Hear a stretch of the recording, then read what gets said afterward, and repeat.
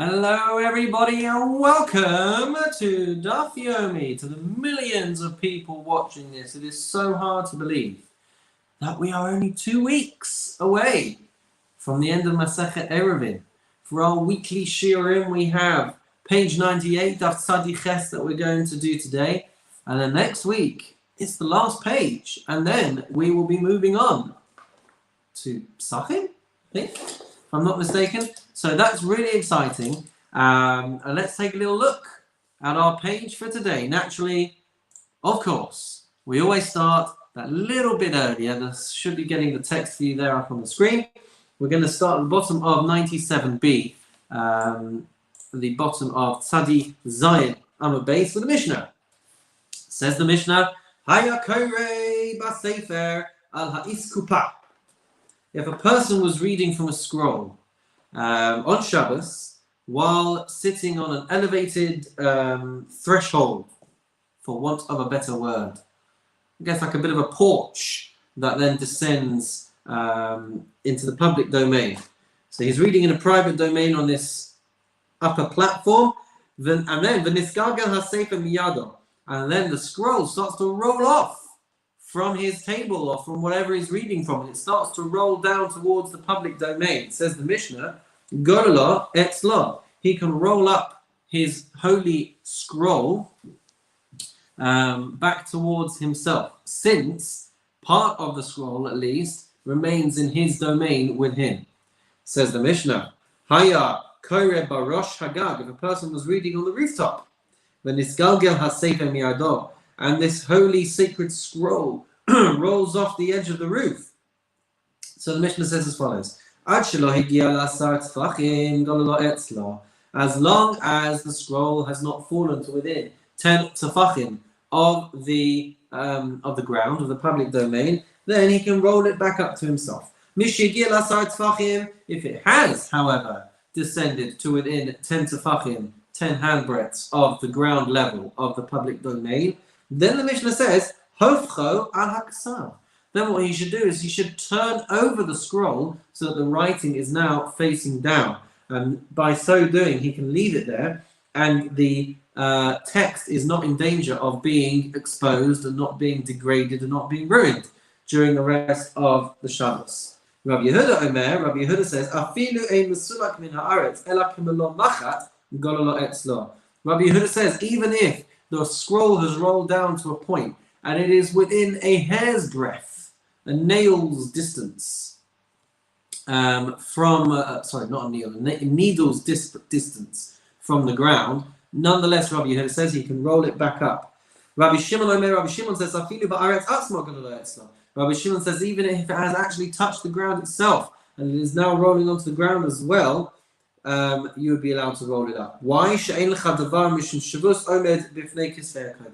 Because anything that was instituted as a rabbinic decree does not stand when it comes to rescuing sacred writings, holy writings. So that's the mission that we're going to be contending with as we start today's daf and go on to the bit of the first amud, first side, and continue on into part of the second amud as well. So the Gemara asks, Hi, iskupa heichidami. What are we talking about? What are the circumstances of this threshold, of this porch, of this raised area?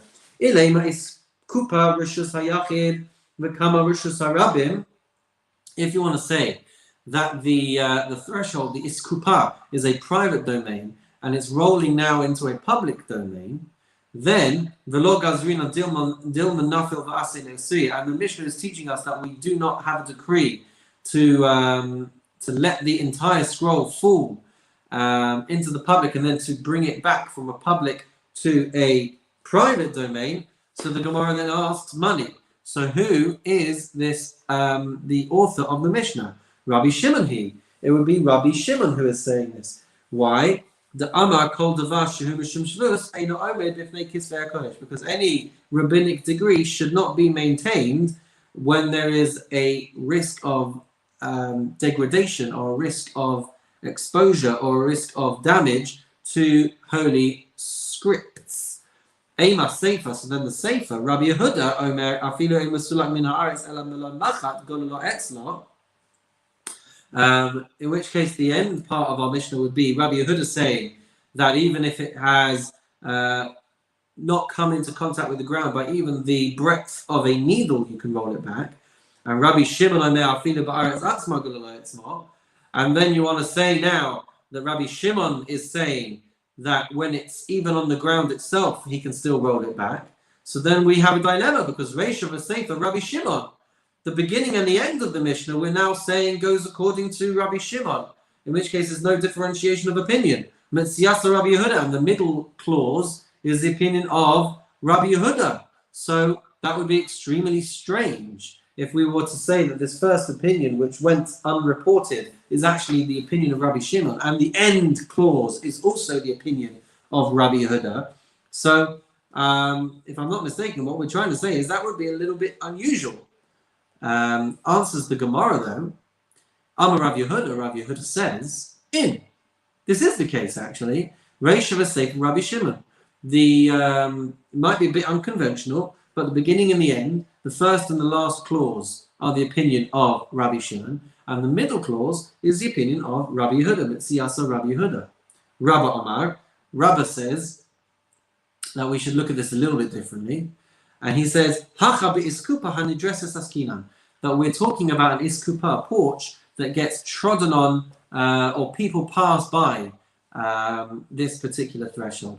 So, in other words, we're saying, we had an example at the end of our Mishnah of the roof, right? And there was a problem with the scroll falling from the roof to the ground, okay? And we interpreted the roof. We had the opinion of Rabbi Shimon, who said that it's a problem. It's not a problem to roll it back up. So that is why Rabba is saying, well, hold on then. At the beginning of this Mishnah, this Iskupa, it must be teaching something different.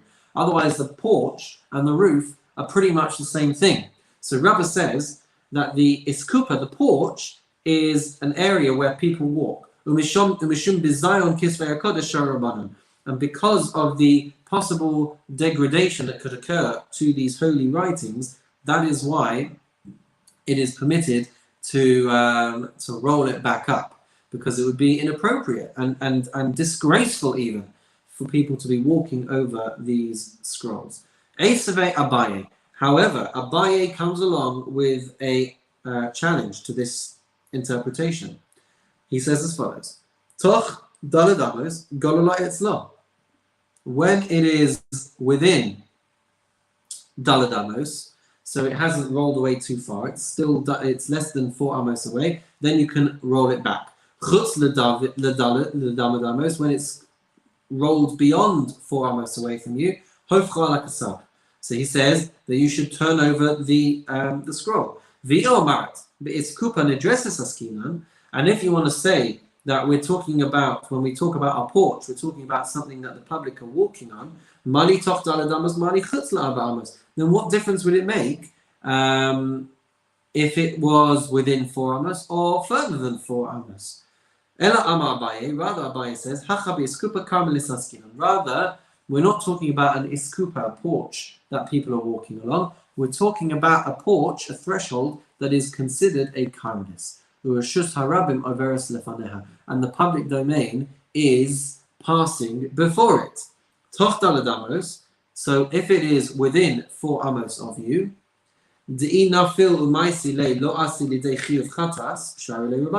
so if it has fallen and it is within 4 amos, then you'd be allowed to roll it back up, because you wouldn't be violating anything, because it hasn't gone further than 4 amos. Chutz la'arba amos, but if it has done, but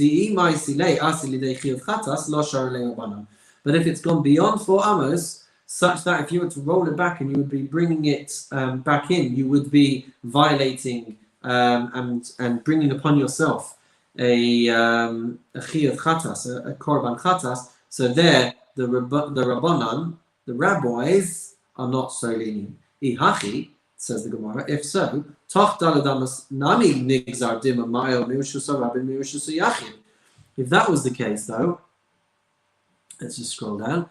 If so, then we should also have a decree that within 4 amos it will be a problem in case you end up bringing this or rolling this scroll from a public domain to a private domain. So why do we differentiate so much? And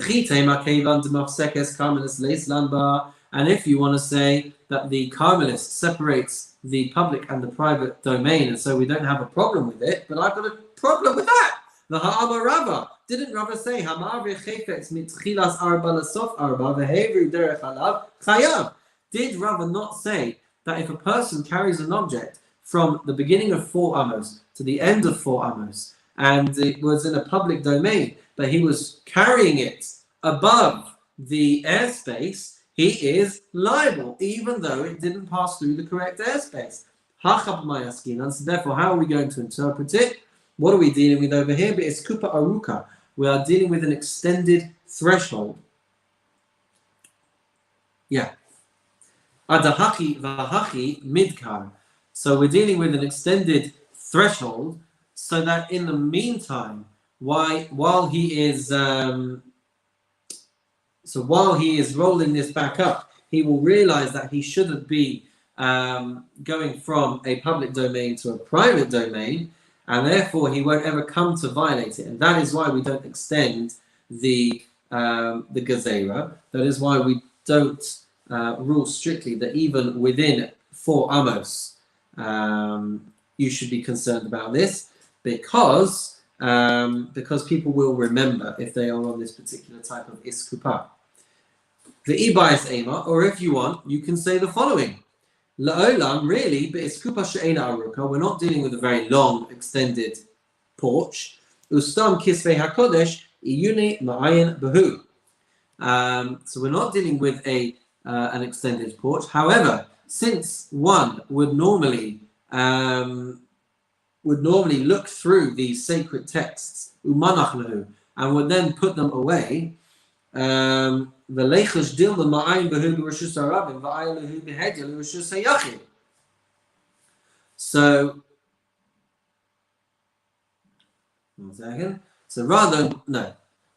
let's try that one again. So rather what we're saying is that we're referring to a skupa that is not too long. We're dealing with a long threshold, but since one will ordinarily look through deeply into sacred writings and then put them in their place, therefore, consequently, according to what I'm seeing on the screen before me, there is no concern that he would pass directly from the public to the private domain, because he will be on the threshold to read the scroll. He will be careful with what he's doing.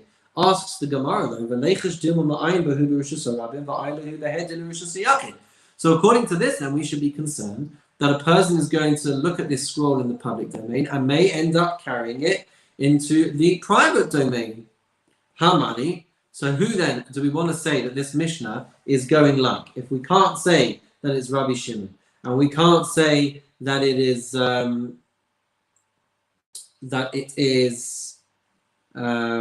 trodden on iskupa, and we can't say that it is a long iskupa. So what then are we left with to say? How many? So the Gemara answers, Ben Azai. It is the opinion of Ben Azai. The Amar Mahalach Ka'omed Dami. Because he has the opinion that someone who is walking is considered like standing. Consequently, what this means for us is that if you are passing through a Carmelis, it is as if you have paused and stood there. And if you have paused and stood there, even though you're walking through there, it would mean that the object has not gone from the public domain to the private domain directly. To which the Gemara asks, V'dilma zarik lehu mizrak. The Gemara asks, but what about if a person was to throw the scrolls inside rather than to carry them by hand? The Amar Rabbi Yochanan Moda ben Azai Bazarik. In which case, Rabbi Yochanan has told us that Ben Azai would agree that somebody who throws an object from a public domain to a private domain will be liable. So why are we not concerned about that in the world of Ben Azai? Amar Rav Acha bar Ahava, to which Rav Acha bar Ahava says, Zos Ameres ein mizrachim kisvei kodesh. People don't throw sacred writings, and therefore there is no concern that one might throw the scrolls rather than carry them by hand. So what I think this leaves us with is a situation where this iskupa is not necessarily, the author is not necessarily Rabbi Shimon, right? Rabbi Shimon has his opinion at the end, but our iskupa that we're dealing with at the beginning is an iskupa that is considered a Carmelis, which means that you're not going from the private domain to the public domain or the public domain to the private domain, and so that's why you're allowed to roll it up. And therefore, that is where I believe this particular piece of the Gemara ends off. That it is dealing with an iskupa that is considered a kairis. Pesachim in 2 weeks, guys. Okay, says the Gemara, quoting the Mishnah, so what if he's reading on the top of the roof and then the scroll rolls down to the ground level? Says the Gemara, Umi Shari. The Gemara asks, is it permitted to do so, to roll it back up? Bahatanya, Kosfei Safarim, Tefillin and Mezuzos, Lo Hitir Lahen Lahav. Sorry, that's not the question. Is it permitted to turn it over? Let me just double check if I'm right. Yeah, if it's prohibited to roll it back, like we were saying, then you should turn it first face down. That's what we said. If it's getting within 10 handbreadths of the ground, then you have to turn it face down. To which the Gemara asks, Umi Shari, is that actually permitted? Vahatanya, but we have a baraisa, Kosfei Safarim, Tefillin and Mezuzos, people who write scrolls and tefillin and mezuzos, lo hitir lahen lahapach yiriya al paneha. You're not allowed to turn it on its face. You can't turn the parchment on its face. Ela pares aleha es habeged. Rather, what you have to do is you have to cover it with a piece of cloth. So the Gemara answers, Hasan efshar. There, with regards to the sofrim who need to cover up their parchments, it is possible to do it respectfully. Hacha, but outside, where you've got this guy who's trying to study, and he's sitting outside. Hacha lo efshar. We're dealing with a situation where it's not possible to do that. V'ilo apich, and if he doesn't turn it over, it could be zayon kisvei kodesh tevei. And if he doesn't turn it over, then there's going to be an even greater degradation occurring to these holy writings. So, for whatever reason, maybe he doesn't have a piece of cloth that he can cover it with. It's just not available to him, and it's just not a possibility. So, in such a situation, he therefore has to turn it over. Says the Gemara, Hochfo al Haksav, the Mishnah, which had told us that he has to turn it over. So the Gemara asks now, so we're supposed to be turning it over on the writing. V'halonach, but the Gemara says the scroll hasn't come to rest in the public domain, so why should we not be allowed to roll it back up? Rava says, Bakoto Mushupa. We're talking about an inclined wall. So even though it has not touched the ground, it has nonetheless come to rest against the wall, and it's come to rest against the wall within 10 handbreadths of the public domain, and therefore it's as if it has come to rest within the confines of the public domain. Amalei Abaye. So Abaye says, B'maya kimta l'masnisin. How are you able to say this? How have you now been able to explain our Mishnah as, what kind of like this? Where does that come from? To say that we're talking about an inclined wall. Ema Sefer. So the Mishnah, the later clause of our Mishnah said, Rabbi Yehuda Omer, Rabbi Yehuda said, Afidu einu mesulak min haaretz ela mela hachut gololo etzlo. That Rabbi Yehuda, who was able to say that even if it has come within a needle's breadth of the ground, you can still roll it back up. V'hanachle. But why would he have that opinion if it's actually come to rest? So if it's now resting on this slanted wall, why would Rabbi Yehuda have ever had the opinion that you can roll it back up? Clearly then, it has not come to rest within the airspace on a wall, and it's just dangling in the airspace of the public domain, which is why we have the opinion that if it comes within 10 handbreadths, you have to turn it over. Or Rabbi Yehuda, who says that even if it's a fraction of space away from the ground, you can roll it back up. So the Gemara answers, Chasuri mechzura v'haki katani. We have to fill in the gaps in our Mishnah. And this is what we should be saying. Bamer devarim amurim. The Mishnah should have said and be more clear as follows. What are we talking about? Bakota mushupa. It's talking about an inclined wall. That if it comes within 10 tefachim, you have to turn it over. And if it comes still outside of 10 tefachim, then you can roll it back up. And as we turn the page, aval bakotel she'ein mushupa. But when we're dealing with a kotel that is not, a wall that is not inclined, so the scroll is not resting against it, then it would have told us as follows. Lemala mishlosha golala etzla. As long as it has not come within 3 handbreadths, you can roll it back up. Lamata mishlosha hofchol aksad. But if it is within 3 handbreadths of the ground, then you should be turning it over to avoid any further degradation to the scroll. Okay, very good.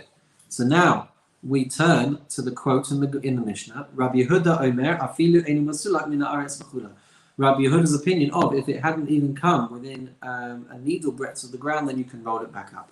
Says the Gemara, deba'in on hanacha al gabe mashu, because we require that the scroll has rested upon something, meaning that if it hasn't yet touched the ground, then you would still be able to roll it up. Ve'elaha ta'amar Rava. And what about what Rava said? Toch shlosha l'rabanon tzarich hanacha. That within 3 handbreadths, Rava said, according to the rabbis, it is necessary for the object to have rested on the surface. So the Gemara says, Leima kitnai amra l'shmaite.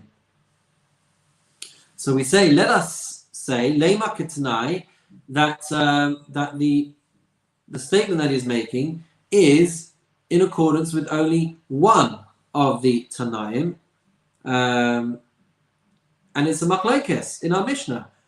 So the Gemara says, Ella kula Rabbi Yehuda he, rather the Mishnah is all in accordance with Rabbi Yehuda, the chasuri mechzor hachi katani, and we've got something that's missing again. So now we have to re-qualify. Bamer devarim amurim, what are we talking about? Bakota mushupa. We're talking about a wall that is inclined. Aval bakota she'eino mushupa, but if the wall is not inclined, afilu pachos mishlosha tefachim gololo etzlo, then even if it is less than 3 tefachim from the ground, it's within 3 tefachim, then you'd be able to roll it back. Rabbi Yehuda Omer, because Rabbi Yehuda says, afilu einu mesulak min haaretz ela melayachut gololo etzlo, because he holds that even if it has come and it is still even just a needle's breadth away from the ground, you can still roll it up. My timer. What is the reason for his opinion? Because Rabbi Yehuda says that it needs to have rested on the ground. And if it's not actually resting on the ground, then according to Rabbi Yehuda, you would be allowed to roll it back up. Whew! We now move on to another Mishnah. Whoop-de-whoop. Says the Mishnah, Ziz shlifnei hachalon.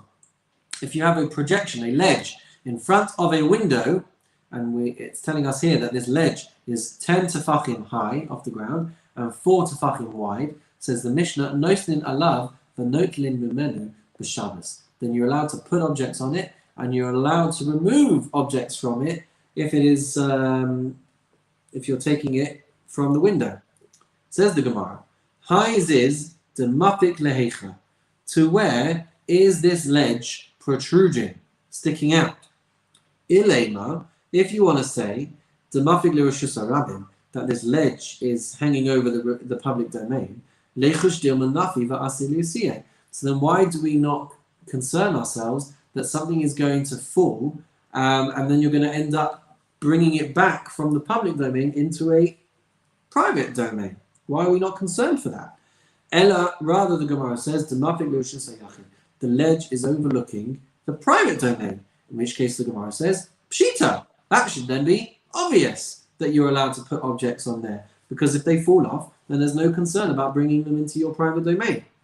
Amar Abaye says, La'olam demafik lushasarabim. Really, we are talking about a ledge that overlooks the public domain. Umay noisnin alav dekatani. What did our Mishnah mean when it said that you can put things onto it? Says the Gemara, Kalim hanishbarim. It means you can put breakable objects, breakable vessels, or as it says, they're fragile utensils, which if they were to fall, then they would break.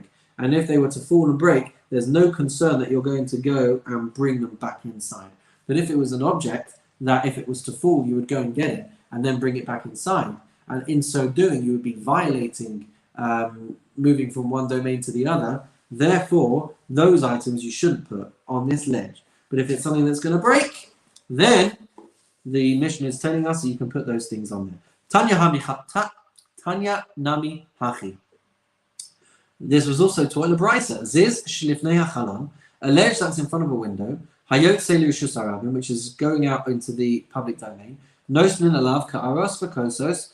you are allowed to put dishes, bowls, cups, kitonios, you're allowed to put ladles, soluchios, you're allowed to put bottles or flasks or small cups, and it says there sauces as well. Umishtamesh bakol. So the point is, that all of those things can smash. Either they're made of glass or they're made of clay, and if they were to fall off, they would break. Umishtamesh bakol hakotel ad asara hataftanin. And you'd be allowed to use the entire ledge that it spans across the wall until the lower 10 handbreadths of the wall, but not if the ledge is lower than that. And if there was a ledge that was underneath that, but it's still 10 handbreadths above the ground, then you'd be allowed to use that as well. But when it comes to the upper ledge, then you would only be able to use that if it was opposite the window. To which the Gemara asks, what exactly are we talking about with this ledge? If it is not, if it doesn't have a space of 4 tefachim, makom patur, then it has a status of a makom patur, an exempt domain. In which case you wouldn't be able to use the space even if it was right outside your window. Arba, and if it does have a surface space of 4 tefachim, then I should be able to use all of the space. Amar Abaye answers, Tachton isbei arba, the lower ledge has 4 tefachim surface area, ve'elyon leisbei arba, and the upper ledge does not. The chalon mashlimasun arba, and the ledge, the window frame, let's call it, that would complete a space, a surface area of 4 tefachim. And if that was the case, keneged chalon mishtamesh, if it is next to the window, you'd be allowed to use it. D'chori chalonhu, because it is just the opening of your window, it's an extension of the window. The high gisa asa, but from that side or that side, either side of the window, you would be prohibited from using it, as the space of this ledge is less than 4 tefachim. Look at that, guys. We've managed to knock out 2 Mishnayot in one day. So let's just finish off today's daf with the last Mishnah printed here at the bottom of 98b, Tzadi Ches Amabes. Says the Mishnah, Omed Adam, Birshus Yachid, a person can stand in the private domain, Umetaltel Birshus Rabim, and move things around in the public domain, assuming, of course, that he's not bringing them in. Birshus Rabim, and he can stand in the public domain, Umetaltel Birshus Yachid, and he can handle things in the private domain. As long as he is not moving things beyond 4 amot in the public domain, which would not be allowed on Shabbos. Says the Mishnah, Lo ya'amod adam b'reshus hayachid. Person should not stand in the private domain. Ve'yashtin b'reshus harabim. And if they were so tempted to urinate, a person should not stand in the private domain and urinate into the public domain, or vice versa. B'reshus harabim ve'yashtin b'reshus hayachid. You should not stand in the public domain and urinate into the private domain. Similarly, says the Mishnah, V'chein lo yarok. You should not spit between domains. One rule in life, guys. I know what the Mishnah is saying, and I appreciate that it might have been a genuine concern. But if you are alive in 2020, perhaps reconsider doing any kind of public urinations. Rabbi Yehuda Omer. Rabbi Yehuda says, Af mishenitlash rokot b'viv lo yehalech arba amos ad sheyarok. Rabbi Yehuda says, even if or even when spit has accumulated in your mouth, you shouldn't actually even walk 4 amot in the public domain until you have had an opportunity to, I guess, swallow it, or if you can't swallow it, then to spit it out. According to Rabbi Yehuda, then, if you are walking around with a gobful of gob, you really should not walk 4 amot in a public domain while doing that. So there you go. Advice for life. But as I said, you might want to reconsider any kind of public displays, certainly in 2020. So that's all for today, guys. Join us for the final share of Masechet Eruvin next week. How exciting! Wishing you all a wonderful and meaningful day and a wonderful and meaningful